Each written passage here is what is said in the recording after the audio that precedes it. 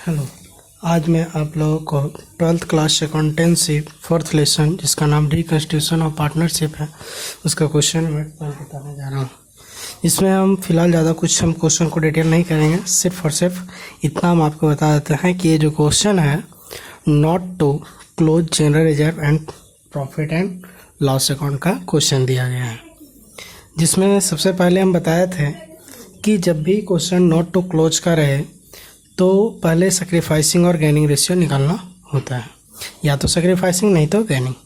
तो चलिए हम गेनिंग रेशियो निकाल लेते हैं, जिसके लिए ओल्ड रेशियो ऑफ ABC का इक्वली दिया हुआ है जो कि 1:1 हो जाएगा।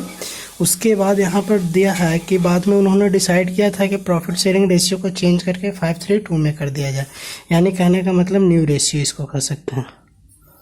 New ratio of A, B and C 5:3:2, 5:3:2, यानी कहने का मतलब 5/10, 3/10 और 2/10। इसके बाद आपको गेनिंग रेशियो निकालिएगा, तो वी नो दैट, हम लोग जानते हैं कि गेनिंग रेशियो का फार्मूला जो होता है और नहीं, new ratio minus old ratio होता है। तो पहले ए का निकालेंगे, तो ए का जो न्यू रेशियो है वो 5/10 है। उसके बाद फिर इसमें से माइनस किया जाएगा ओल्ड रेशियो, तो ओल्ड रेशियो ए का हो जाएगा 1/3। तो एलसीएम निकालिएगा, 30 हो जाएगा, 15 और इधर 10, यानी 5/30। उसके बाद फिर बी का निकालिएगा, तो बी का ओल्ड रेशियो है 3/10 और 1/3 हो जाएगा। उसके बाद एलसीएम निकालिए, 9, 10, यानी -1/30। उसी तरह से सी का निकालिएगा, तो सी का भी हो जाएगा न्यू रेशियो 2/10, माइनस कीजिएगा ओल्ड को 1/3। एलसीएम 30 डिवाइड कीजिएगा 6 माइनस 10 इक्वल टू -4/30।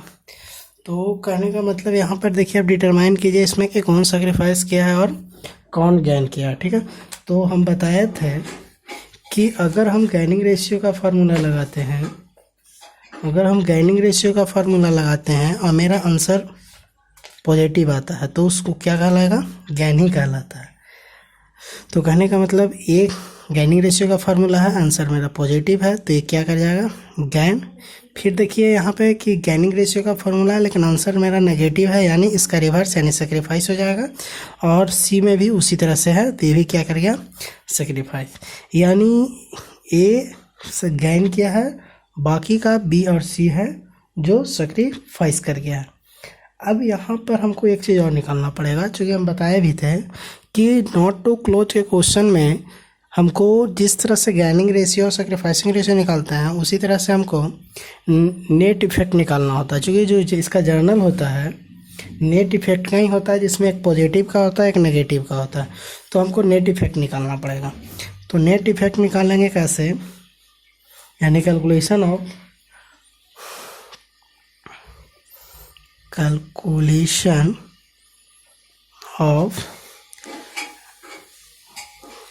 अनडिस्ट्रीब्यूटेड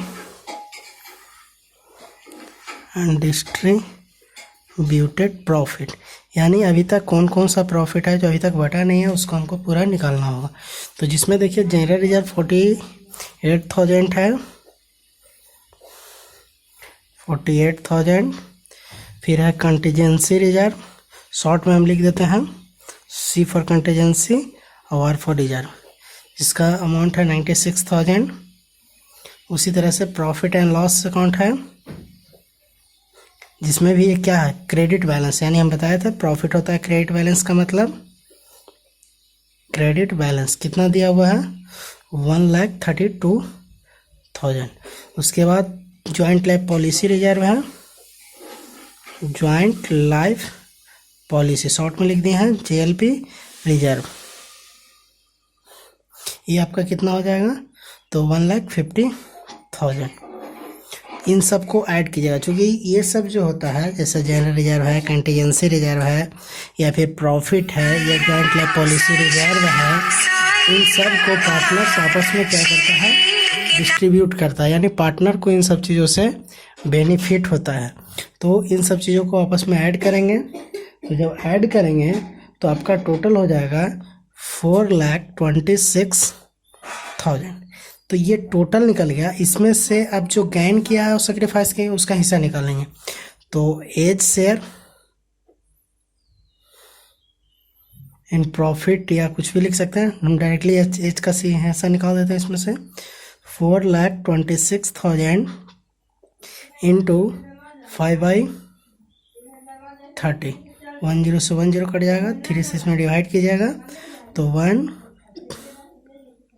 100, यानी 14,200 गुना 5, 14,75 और 71,000। ये किसका निकल गया, ए का। इसी तरह से बी का भी निकाल सकते हैं। B share in undistributed profit भी लिख सकते हैं, कोई दिक्कत नहीं है। तो बी का हिस्सा कितना हो जाएगा इसमें, तो बी का हिस्सा निकालिए 4,26,000 इंटू 1/30, 14,200, यानी 14,200 बी का निकल गया। उसी तरह से सी का भी निकाल दीजिए, सी शेयर तो 4,26,000 इंटू 4/30, 14,200 गुने 4, यानी कितना हो जाएगा 56,800 रुपया। ये तो आपका इसका नेट अमाउंट निकल गया। अब इसके बाद इसका जर्नल एंट्री करेंगे। तो इसका जर्नल एंट्री क्या होता है, तो इसका जर्नल एंट्री हम बताए थे कि जब पॉजिटिव इफेक्ट का रहेगा तो होता है क्या चाहिए, गैनिंग पार्टनर्स कैपिटल अकाउंट या to sacrificing partners capital account. तो गैन कौन किया था इसमें, तो देखिए गैन में हम यहाँ पे बताए थे कि गैन ए किया है और बी और सी सैक्रिफाइस किया है। तो गैन में यानी ए हो जाएगा डेबिट में, यानी एज कैपिटल अकाउंट DR। उसके बाद बी और सी सैक्रिफाइस किया था, बीज कैपिटल 2 करके क्रेडिट में चला जाएगा, बीज कैपिटल अकाउंट, और 2 सीज कैपिटल